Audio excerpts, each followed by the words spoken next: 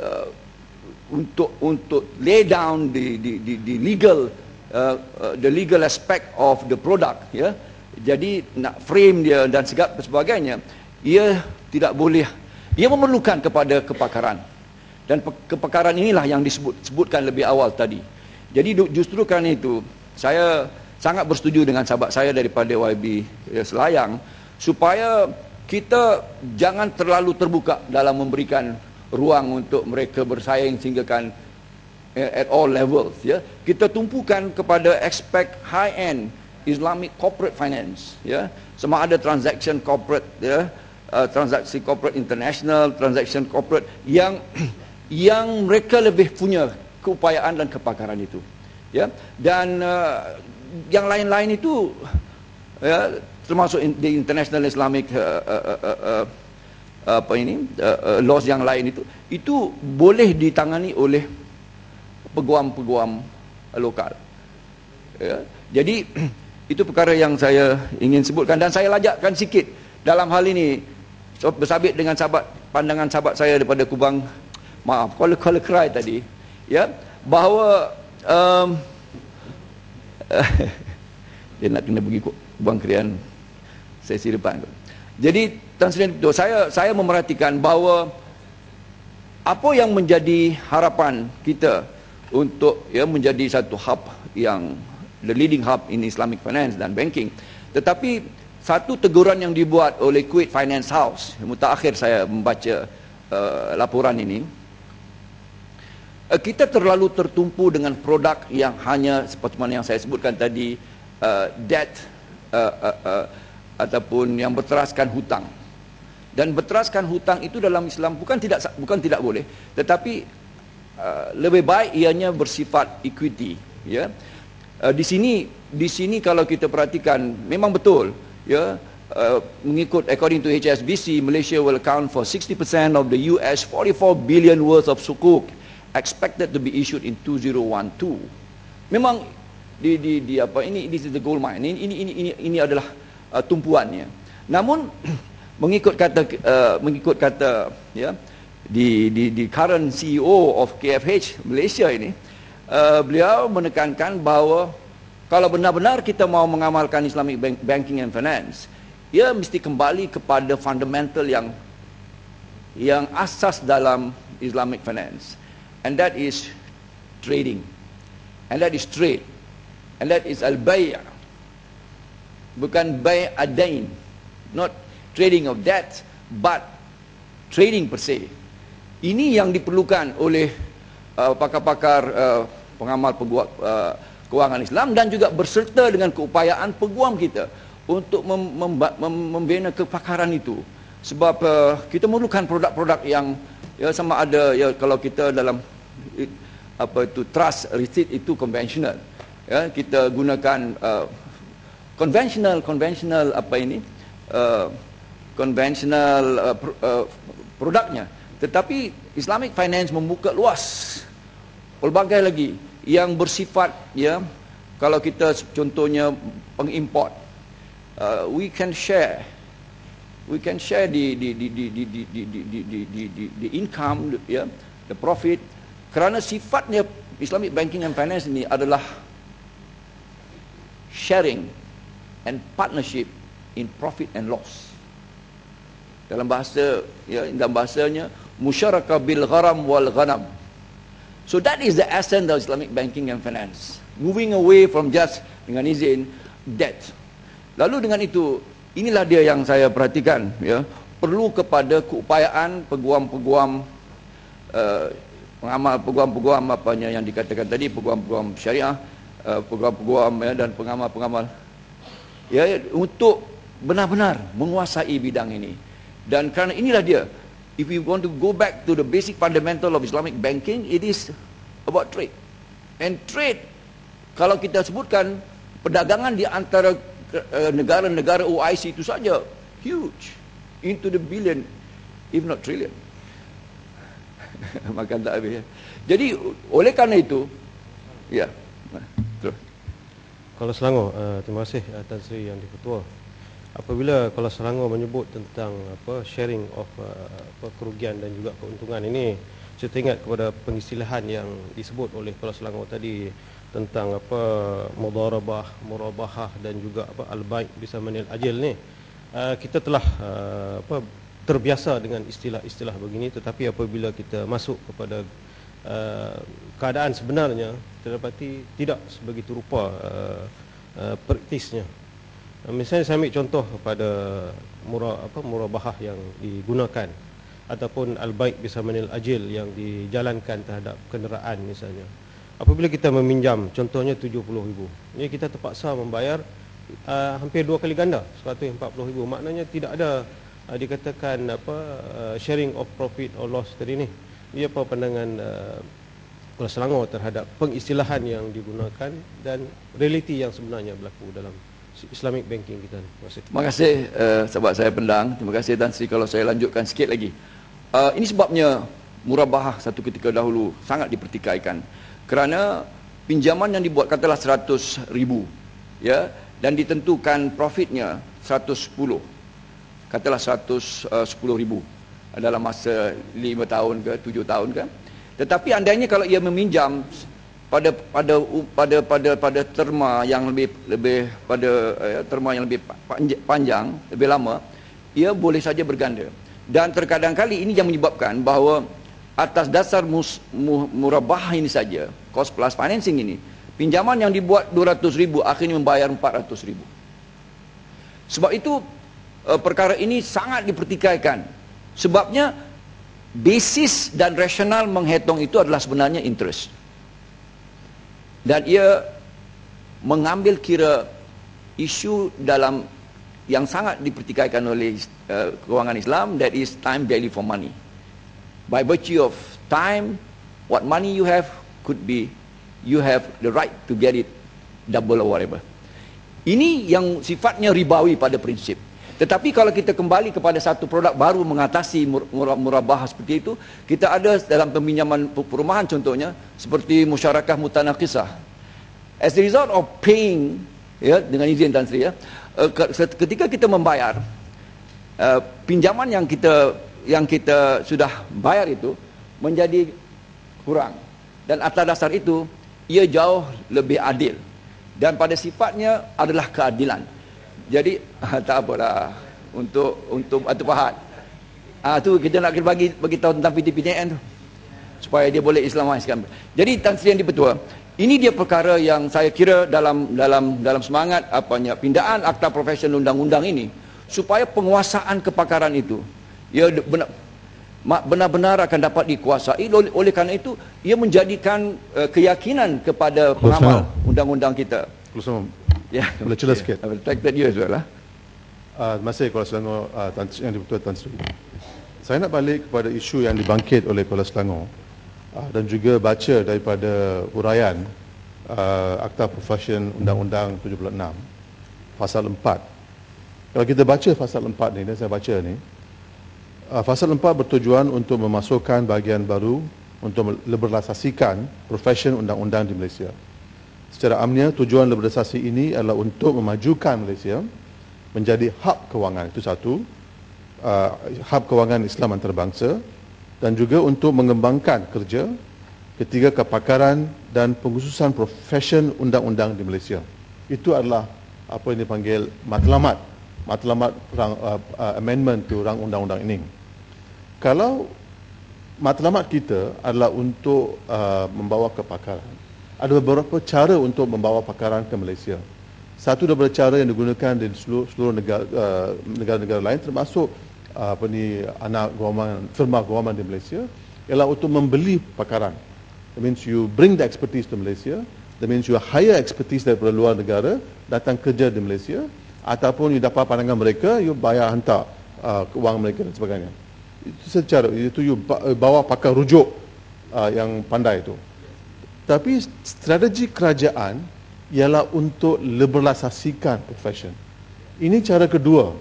Saya fikir, saya nak minta pandangan Kuala Selangor, adakah ini satu cara untuk kita sebenarnya mengembangkan kerja di Malaysia? Sebab kalau kita liberalisasikan akta profession ini, maka kerja-kerja ini akan pergi kepada pakar-pakar ataupun firma guaman daripada luar negara, lebih daripada pakar Malaysia. So, bukankah ini akan mengkecilkan pasaran untuk firma guaman Malaysia sendiri, dan juga akan mungkin memusnahkan firma-firma kecil dan sederhana. Minta pandangan. Terima kasih sahabat saya daripada Kelang. Sebab itu saya membuat sedikit komentar tentang habis Selayang sebentar tadi.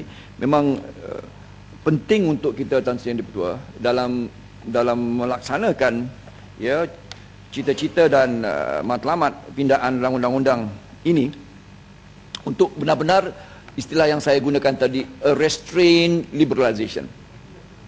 Kita tentukan dan kita punya kuasa itu.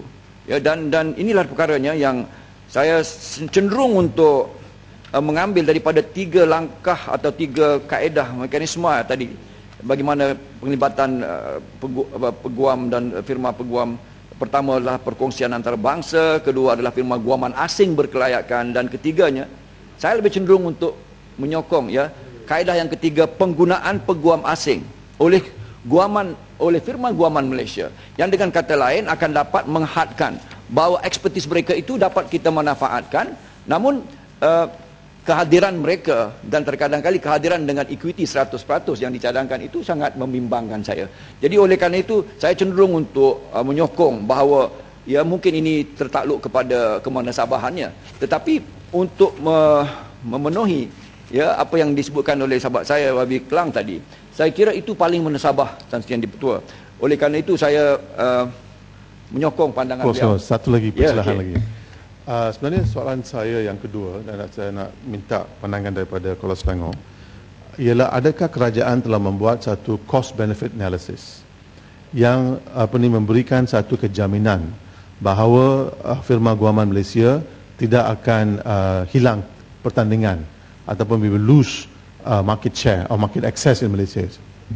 Itu satu risiko Tan Sri Yang di-Pertua yang kita telah terima pada awal-awal apabila kita membuka pintu kita, dan dalam dunia yang serba global wayat macam ni, itu adalah risikonya. Namun sekali lagi saya tekankan, kita tidak perlu terdedah begitu tanpa ada apa-apa langkah yang boleh kita lakukan. Lalu saya menyebutkan istilah restraint liberalization dengan izin.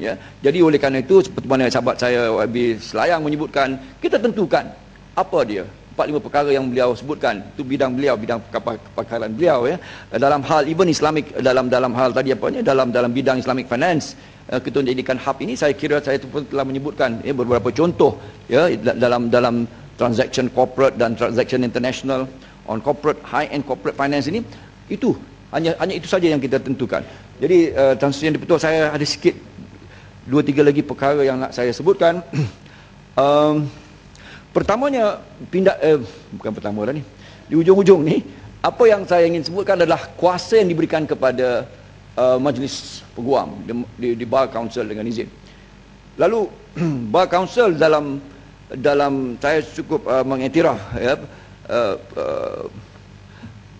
empowerment ataupun bidang kuasa yang diberikan kepada Bar Council yang saya kira punya kuasa yang besar dalam antara lain menentukan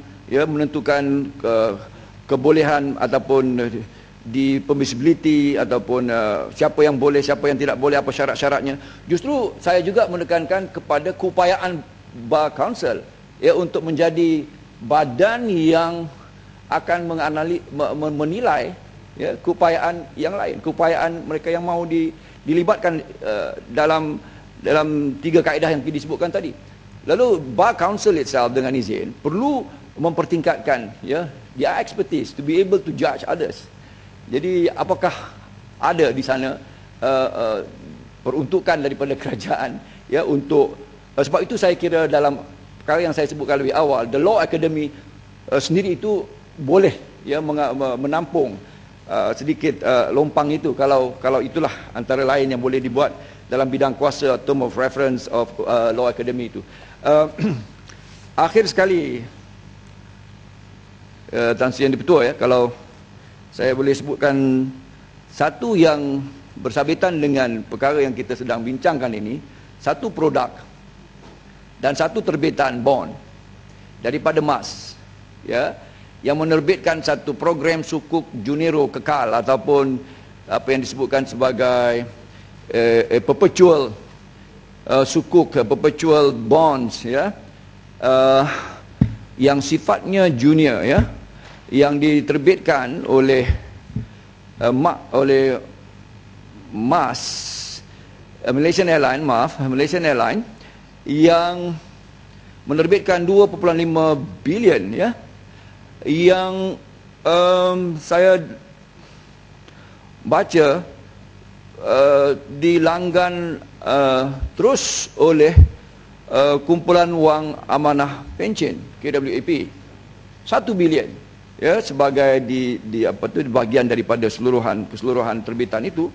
Dan dalam suasana di mana perpetual bond ini, Dewan Tan Sri Yang Di-Pertua, Dewan Yang Mulia ini perlu diingatkan bahawa perpetual bond adalah bond without maturity, bond to eternity, bond yang sampai kiamat mungkin. Tidaklah begitu, tapi maksudnya begitulah, ya. Dia tidak ada maturity date-nya.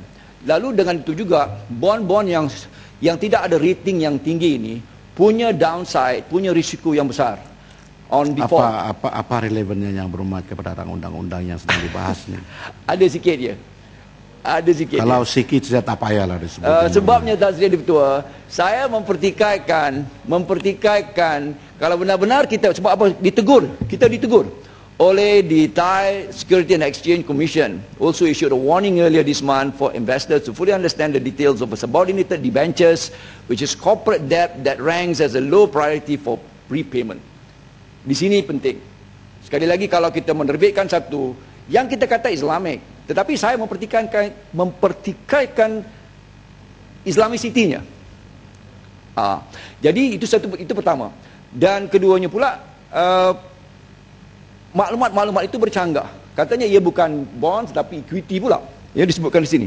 Jadi inilah antara perkara yang saya latar belakangkan perbahasan saya tadi tentang the need, tuntutan untuk kita benar-benar ketika melakukan sesuatu itu, not just the product, the structure, the legality, the Islamicity, mesti kita pastikan. Dan ini akan meningkatkan keyakinan pelabur, because we are inviting international investors sebagai bondholders. Tan Sri Yang Di-Pertua. Jadi oleh kerana itu saya sangat khawatir, kerana sifatnya adalah bonds junior pula tu. Maknanya junior ni dari segi repayment adalah second to, kalau dalam liquidity bankruptcy ke atau default ke, mereka hanya duduk, keutamaan mereka tu low, bawah untuk mendapatkan repayment, ya. Jadi oleh kerana itu Tan Sri Yang Di-Pertua, saya mengambil ini sebagai satu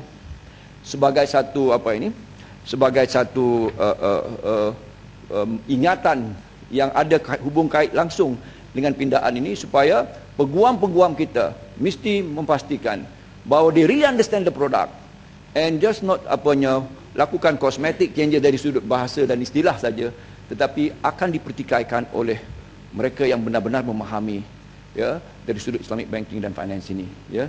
Di samping itu saya juga menyebutkan dan merakamkan kembali betapa, ya, dalam perbahasan lebih awal Yang Berhormat Perdana Menteri, ya, boleh engage atau melibatkan seorang peguam tempatan yang namanya telah disebut Dr. Syafiq Abdullah on a secret mission, ya. Tetapi pada waktu yang sama, ya, sebuah badan NGO Suaram yang diwakili beberapa peribadi, apabila mereka mau mengambil melibatkan peguam-peguam daripada Perancis atas isu pembelian 2 kapal selam Skopin itu, tidak diizinkan.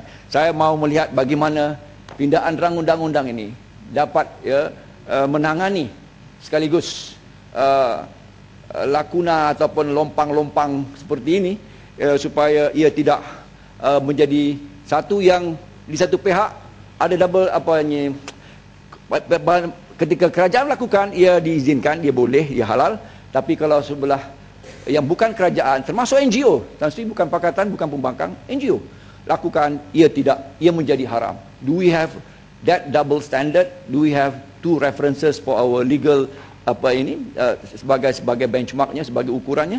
Inilah perkara-perkara yang saya mengharapkan ketika kita meminda undang-undang ini, Akta Profession undang-undang ini 1976, ia akan terus mengangkat dan mendayakan keprofesionalan amalan perundangan di negara kita ini, dan sekaligus membawa kita lebih hampir kepada mengecapi negara yang maju, bukan hanya dari sudut infranya, tetapi maju dari sudut keupayaannya, keprofesionalannya, etikanya, integritinya.